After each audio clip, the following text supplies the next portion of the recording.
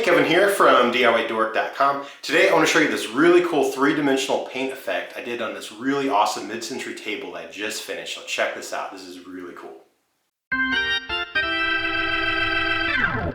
Alright, check out this table I picked up for 10 bucks at Salvation Army. This thing's got a great shape to it. Mid-century table, looks really cool. I could probably sell it as is and make a little money on it since it was only 10 bucks. But I want to redo it and make it look really, really cool. So let me kind of show you a couple of issues I have to take care of. So the top is not real wood, it's just the laminate, so it's basically wood grain plastic. So I'll sand it and repaint it, the entire top, bottom included. But I just noticed a little while ago that the corner here is all busted up, so I'm going to have to put a little Bondo in there and smooth it out, but that's no big deal. I should be able to fix that no problem. So I'll see if there's any other chips and fix them.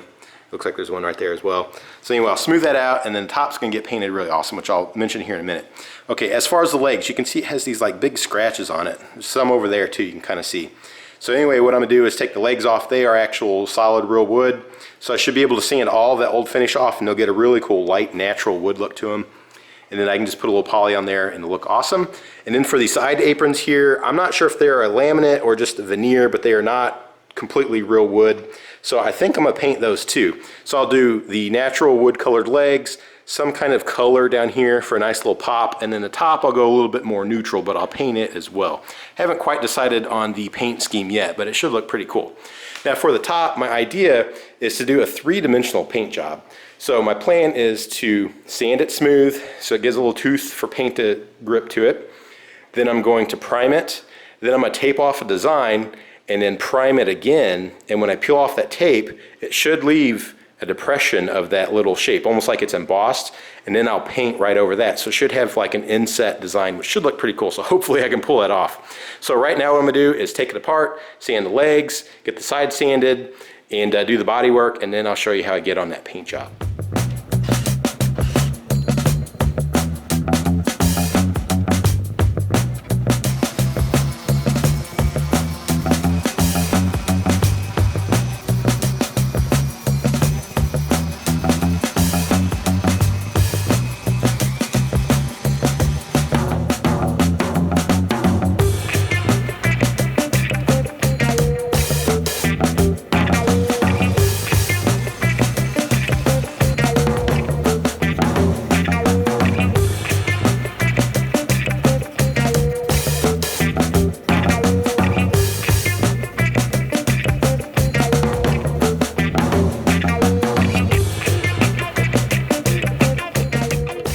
Okay, so my base is primed and painted. My legs are coated in poly. They're ready to go. I just got to put them together, so now I can work on the top. Now, right now, it just has spray primer on there, and if I was just going to paint it one solid color, I'd leave it alone and just paint right on top of it, no problem. But because I want to go for that dimensional look, I want to go ahead and use some acrylic latex primer because it's thicker than spray primer. But if you just put acrylic latex primer or even just the paint on top of the laminate top, it tends to peel. It doesn't stick very well. You have a lot of issues with that, but I found that the spray primer works really well. It sticks real nice after you sand it. It works great. So what I'm gonna do first is go ahead and coat the whole thing by rolling on some of that acrylic latex primer and just get the whole thing coated, let it dry. Then I'll figure out my design and I'm gonna tape it off, and then I'm gonna prime over that again. And I might have to do a couple of coats to build it up. That primer should be a lot thicker than the spray primer, but it still might take a few coats. So then I can peel the tape and then paint right over that. And I should have a really cool dimensional effect. So let me get going on that. I think it'll turn out pretty cool.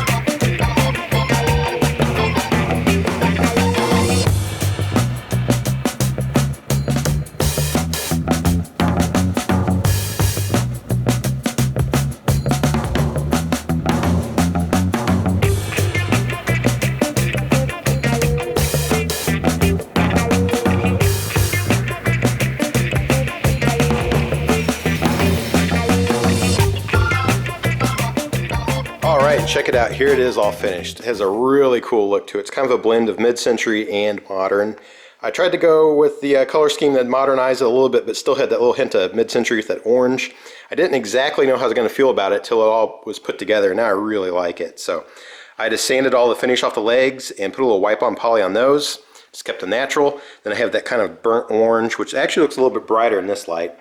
And then I have this dove gray, or almost like a primer or a putty gray on top. And as you can see now, you can barely see that image, but you get in the right light and it just really pops. I like that effect. That's a really cool kind of design effect I've been thinking about doing for a long time. I think that'd look really cool on a car as well. Imagine like a matte black car that then had like a three-dimensional design on it. That'd be pretty sweet. But anyway, I don't think I explained exactly how much paint I put on this, and that's actually pretty important for the process. So you saw that I spray primed it. That was just so that paint would actually stick to that old plastic laminate. So, you know, I sanded it, spray primed it, made sure that was flat. Then I rolled on a real good coat of the primer, and then I taped off the design. I made sure not to cut the tape too much so that it would cut through the primer, because it could have peeled, but luckily I cut it just right. So then I rolled on, I probably did about 7 or 8 coats of primer, maybe even 9, to get this design to pop. And you can see there's actually a pretty good thickness from that original coat to the ones above it. Now when you roll primer or paint or anything like that, it's usually pretty thin. That's why I did so many coats. If I brushed it, I probably could have got away with a lot less coats, maybe only 2 or 3. And if it was sprayed, maybe the same amount, but I'm thinking really about maybe 4, 5, 6 coats would have been plenty, but I just want to make sure there was enough. So then I peeled the tape, make sure to not peel anything from the edges, and it come out really nice. And then I put on this dove gray paint, and it took about 3 coats to completely cover it, but I wasn't trying to build it up or anything. I was just trying to cover all the little spots where primer might be shown through. All right, so then once that dried, then I put on that clear water-based poly. Now that stuff is usually pretty tricky to work with. It can get kind of milky, so you got to make sure it's stirred. Don't shake it, it'll get bubbles. And when I first brushed it on, I actually have several coats in there. I have about 3 or 4 coats, but that was because I screwed it up. So when I first put it on, I was brushing, you even saw it, I just kind of brushed in a little section over here and then moved on. But I found that it dried uneven. It was real spotty looking. So the trick I found was to get your brush really saturated and just drizzle a bunch.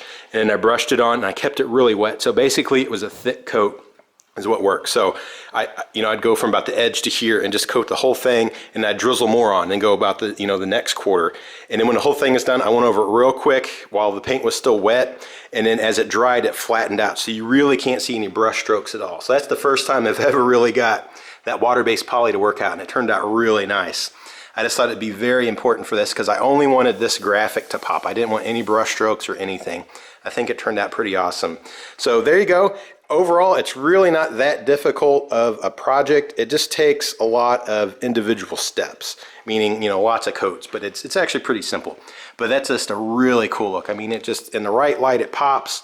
And then if you move around, it doesn't. I just think that's a really cool effect. So there you go. That's how you do a 3D paint job.